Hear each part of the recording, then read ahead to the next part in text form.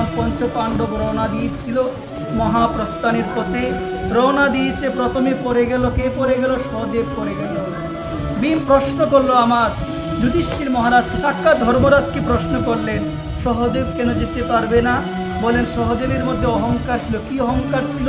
সহদেব মনে মনে ভাবতো আমার মতো গুণী জগতে আর কেউ নেই। আমরা তো ভাবি কিছু জানার পরে, কিছু শিকার পরে আমরা ভাবি আমি অনেক কিছুই জানি। বলছে সহদেব যে জায়গায় যেতেন তার মনে ধারণা ছিল এই জায়গার মধ্যে আমি হলাম সব থেকে জ্ঞানী, আমি হলাম গুণী। ওই যে তার মধ্যে গুণিত্বের যে অহংকার ছিল, এই যে গুণী হওয়ার তার হৃদয়ে যে সর্বদা এই ধারণা ছিল, এই ভাবনা ছিল, এই অহংকারের জন্য আজকে সাক্ষাৎ ধর্মরাজ যুধিষ্ঠির বললেন ও মহাপ্রস্থানের পথে যেতে পারবে। কেন পারবে না মা? আমার মতো গুণী জগতে কেউ না। আমরা বলি তো অনেক সময় যে আমি অনেক কিছু জানি, আমি আগে থেকে অনেক কিছু জানি, এগুলো আমি আগেই শুনেছি। বলি কিনা আমরা অনেক সময় যে আমি অনেক কিছু জেনেছি, অনেক বই আদি পড়েছি। মা, গুণ থাকা ভালো, জেনেছেন ভালো, কিন্তু জানাত্বের অহংকার যেন হৃদয়ে কখনো প্রবেশ না করে। সেই জানার অহংকার যেন হৃদয়ে না আসে, অহংকার প্রদর্শন করবেন না। এটি বর্তমান সমাজে হয়ে যায় মা, এটি হয়ে যায় কিছু জানার পরে, কিছু বোঝার পরে হয়ে যায়। এই জন্য আমাদের উচিত ভক্ত সঙ্গ করা। ইস্কনের ছিল ভক্তিচর স্বামী গুরু মহারাজ, ওনার একটা বাণী আমার প্রায়ই মনে পড়ে। আমাদের হৃদয়ে অহংকার আসার কারণই হলো আমরা ভক্ত সঙ্গ থেকে নিজেকে দূরে রাখি। যখন আপনি ভক্ত সঙ্গ করবেন, আপনার থেকে উচ্চতর কোনো ভক্তের সঙ্গ করবেন, তখন আপনার মনে হবে আরে আমি কি জানি, সে তো আমার থেকে বেশি জানে। সঙ্গ যখন করবেন, আরে আমি কি রন্ধন করতে পারি, সে তো আমার থেকে ভালো রন্ধন করতে পারে। আরে আমি কি কথা বলতে পারি, সে তো আমার থেকে, তার কথার বুনন আরো অনেক সুন্দর। আরে আমি কি গান করতে পারি, আমার থেকে তার গানের কণ্ঠ অনেক সুন্দর। সঙ্গ না করলে হবে না। এখানে বসে থাকবো, মনে হবে আমার মতো জ্ঞানবান জগতে আর কেউ না। এই জন্য সঙ্গর আশ্রয় একান্ত প্রয়োজন। এই জন্য বললেন যখন আপনি আপনার থেকে উচ্চতর কোনো ভক্তের সঙ্গ করবেন, তখন মনে হবে আমার মতো নগণ্য জগতে আর কেউ নেই, আমার মতো নগণ্য জগতে কেউ নাই। আজকে মহাপ্রস্থানের পথে কেউ যেতে পারলো না। সহদেব পড়ে গেল, নকুলও পড়ে গেল। ভীম জিজ্ঞাসা করলো ভ্রাতা সে কেন যেতে পারবে না? নকুল বলছে নকুল যে জায়গায় যেত সে ভাবতো আমার মতো রূপবান আর কেউ নাই। যে জায়গায় যেত আমার মতো রূপবান আর কেউ না। মা ঘুমিও না, রাধেশ্যাম জয় রাধেশ্যাম। এই জন্য না, এসো না মা, রাধেশ্যাম। মা শুনো মা, কথা বলো না, রাধেশ্যাম। ভাগবতে ঘুমাতে নাই, জয় রাধে। এই জন্য সুধীবৃন্দ আসবেন না কেউ, রাধেশ্যাম। নিবেদন করে, আপনাদের চরণে নিবেদন করে আমি বলি, দেখুন আজকে নকুলও যেতে পারলেন না। জিজ্ঞাসা করলেন ধর্মরাজকে যেতে পারবেন না কেন? বলছেন নকুল যে জায়গায় যেত তার মনে ধারণা ছিল তার মতো রূপবান আর কেউ না। রূপের অহংকার আমরা করি কি না? আর মহাজন বললেন রূপের গৌরব কেন করো ভাই, এই অঙ্গ তোমার শীতল হবে, চিতার আগুনে তুমি পড়ে হবে। এই জন্য নকুল যেতে পারবে না। নকুলের রূপের অহংকার ছিল। আমাদের সমাজে আমি লক্ষ্য করি যখন আমরা রূপে একটু সুন্দর হই, আমাদের মধ্যে অহংকার আসে, আমরা আয়নাতে দেখে আর ভাবি অনেক সুন্দর লাগছে, কিন্তু আয়না মানে হলো বিবেক।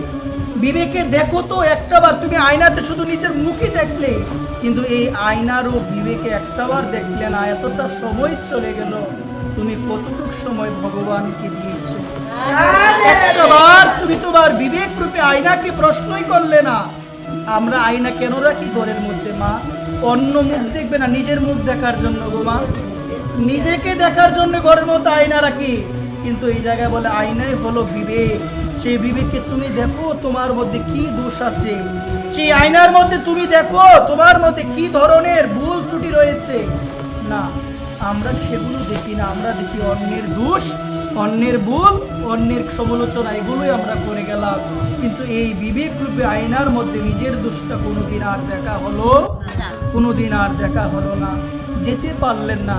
তারপরে পড়ে গেলেন অর্জুন। যদিও বলছেন বেদব্যাস অর্জুনের অহংকার ছিল না, কিন্তু এখানে বোঝানোর জন্য বলা হলো। অর্জুন যখন পড়ে গেলেন, অর্জুন পড়ে যাওয়ার পরে আজকে ভীম তার ভাইকে প্রশ্ন করলেন, ধর্মরাজ সাক্ষাৎ যুধিষ্ঠির মহারাজকে, অর্জুন কেন যেতে পারবে না? বলেন, অর্জুন যখন রণক্ষেত্রে উপস্থিত হতেন তার মধ্যে অহংকার আসতো, আমার গান্ডীবের যে শক্তি আমার কাছে কেউ আসতে পারবে না, আমার মতো ধনুবীর জগতে কেউ নেই, আমার মতো টাকাওয়ালা জগতে কেউ নাই, আমার মতো শক্তিশালী জগতে কেউ নাই, আমাকে কি বলবে? আমার মতো শক্তিমান কেউ নাই, আমার মতো জ্ঞানবান কেউ নাই, আমাকে কেউ কি বলবে? বলে না অনেক সময় এগুলো কথা, সমাজে অনেক সময় এই ধরনের কথা আসে। টাকা আসলে অহংকারে আর পা মাটিতে পড়তে চাই আসে বা আজকে যেতে পারলেন, এখানে প্রমাণ। এটি শুধু গল্প কথা নয়, আপনারা যদি গল্প কথা হিসাবে নেন গল্প কথা, আর জীবন দর্শন নিলে অহংকার হৃদয় থেকে দূরে যাবে। ভীমও যেতে পারলেন না, এখন ভীম আর কাকে বলবেন? ভাইকে ডাকছেন। যুধিষ্ঠির মহারাজ তো পিছনের দিকে তাকায় না, যুধিষ্ঠির তার লক্ষ্যে স্থির। যুধিষ্ঠির মানে হলো যিনি জীবন যুদ্ধে স্থির, জীবন যুদ্ধে যিনি কখনো অস্থির হয় না, সর্বদা স্থির। তার লক্ষ্যই হলো ভগবানের চরণ পদ্মলা। বাধা আসবে, ভাই পড়ে যাচ্ছে, কিন্তু একটা বারও যুধিষ্ঠির মহারাজ পিছনের দিকে তার কোনো দৃষ্টি। ভীম পড়ে গেলে বললে, ভাই আমার কি সমস্যা, আমি কেন যেতে পারবো না? বলছে, তোমার মধ্যে অহংকার ছিল, তোমার মতো শক্তিমান কেউ নাই।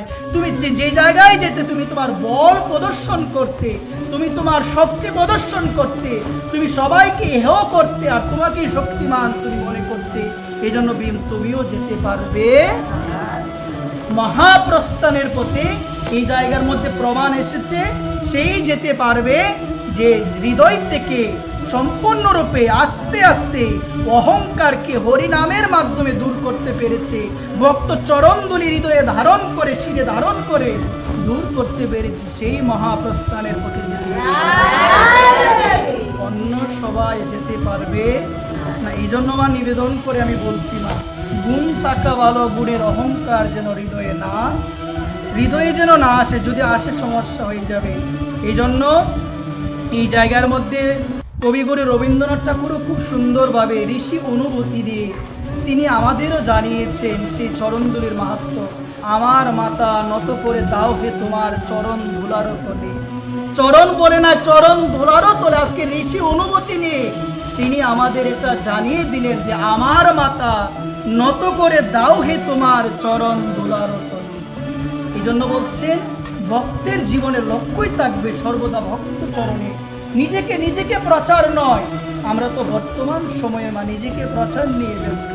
এই জায়গার মধ্যে কবিগুরু রবীন্দ্রনাথ ঠাকুর আবার কলম ধরেছেন, নিজেকে যেন নিজে না করি প্রচার, নিজেরও আপন কাজে তোমার ইচ্ছা পূর্ণ করো হে ভগবান আমারও জীবন। রবীন্দ্রনাথ ঠাকুর এই জায়গার মধ্যে কলম ধরে জগৎকে জানালেন, নিজের কাজে নিজেকে যেন কখনো আমরা প্রচার না করি। নিজের প্রচার নিজে করা মানে এটা এর থেকে বড় অপমান জগতে কিছু হতে পারে না। নিজের যেন নিজে না করি প্রচার, নিজেরও আপন কাজে তোমার ইচ্ছা পূর্ণ করো হে আমারও জীবন মাঝে। ভগবান তোমার ইচ্ছা, আমার যতটুক সম্মান, আমার যতটুক জ্ঞান এসেছে, যতটুক ভক্তি এসেছে, সব তোমার ইচ্ছা ভগবান। এতে আমার অহংকার করার কিছু নাই। এই জন্য আমার মাতা নত করে দাও হে তোমার চরণ ধুলার তলে। এই বাণীটা যদি হৃদয়ে, আমরা তো পড়েই যাই, কিন্তু আমরা হৃদয়ে ধারণ করতে পারি, এই জন্যই আমাদের অহংকার আসে।